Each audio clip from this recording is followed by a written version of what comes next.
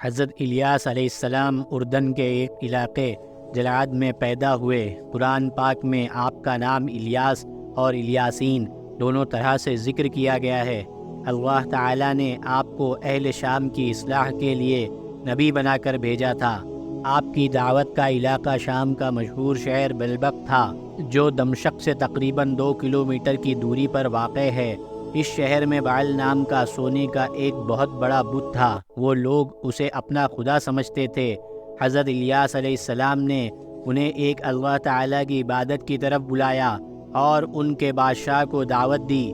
ان لوگوں نے آپ کی دعوت قبول نہ کیا اور آپ کے قتل کے درپے ہو گئے۔ آپ وہاں سے چلے گئے اور جب بادشاہ مر گیا تو آپ واپس آئے اور نئے بادشاہ کو دعوت دی، تو اس نے اور اس کی پوری قوم نے ایمان قبول کر لیا۔